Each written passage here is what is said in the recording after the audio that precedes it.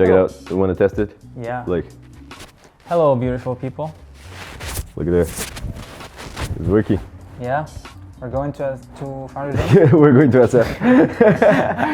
The video is, Yeah. like, I still have the video in my mind. But yeah, we're going to Founders Inc. We're gonna work and put some content out there. And as I always say, it's gonna be a good thing. This is gonna be like your Probably. your sentence, your phrase. Okay, fair enough. Everyone has a catchphrase. Right. What have we accomplished? All right. So the landing page is live now on Odysser.com. Check it Let's out. go. Now we're gonna do a bunch of posts in a bunch of different places to get some eyes on this landing page and hopefully grow our waiting list a little bit so we can start building. I can't wait to start building this. Same here. It's gonna be fun. Can't wait. Yeah. All right, let's get to it.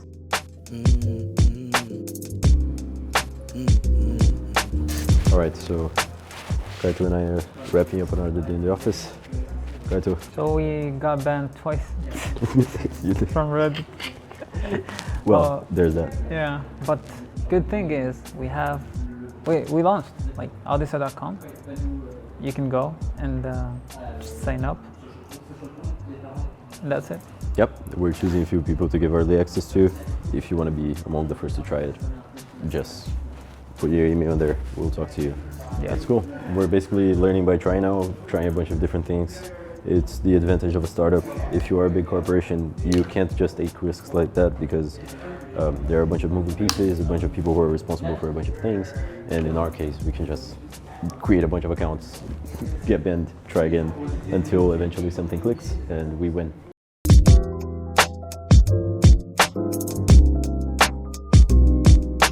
So it's September 12th. You might have noticed that the name of the series changed. It's not Road to SF anymore because it doesn't make sense.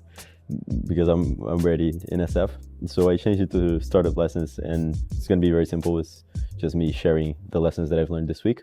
And this week has been a particularly interesting one because we launched our landing page and we started collecting email addresses. We're currently at 216 members of the waiting list, and we are selecting a few to a private beta that will start running on Monday. So right now we're coding the MVP.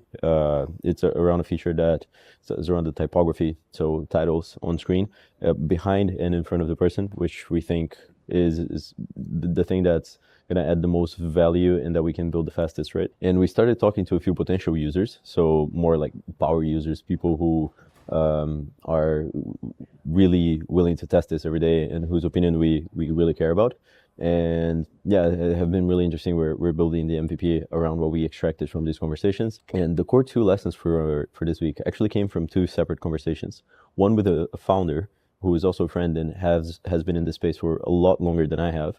So he's been somewhat involved into startups for, I think, 6 to 7 years now. So we were talking about the importance of decisions that you make early on and the bets that you make. It makes more sense for you to wait a little bit sometimes and to be very cognizant about what are you betting, what do you believe in, and what do you don't believe in. So what is the thing that if you're wrong, you lose, but if you're right, you win big.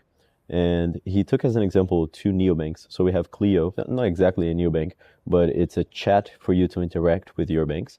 And you have Revolut, right? Clio took the bet that neobanks were going to die. So that neobanks weren't going to be sustainable, that they were maybe didn't have enough structure or couldn't survive in a mature economy. So what they did was integrate a chat with other banks.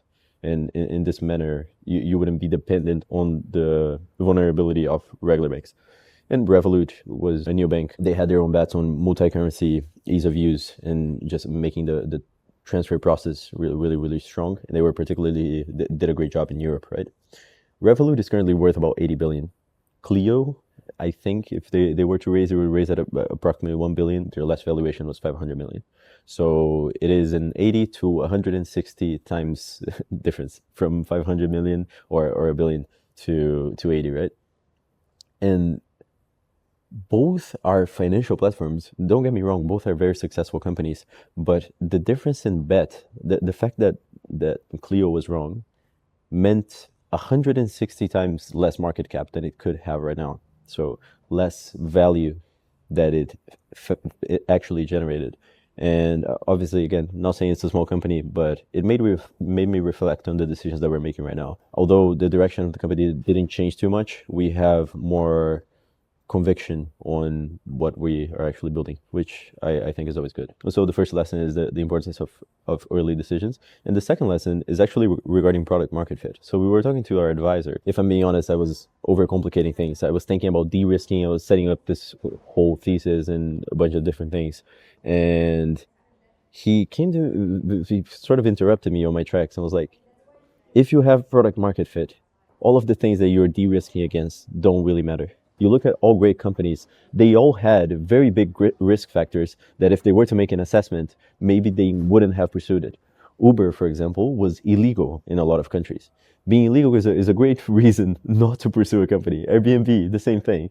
So if being illegal didn't stop them, it's like, what exactly would, right? And the reason that it didn't is that they found product market fit. They found the people that they actually helped and they generated value. And if you do enough of that, you can get away with a lot. So all the things that I was de-risking against. So like I was thinking about what could kill us. I was evaluating like how we hedge against it, how we keep ourselves safe.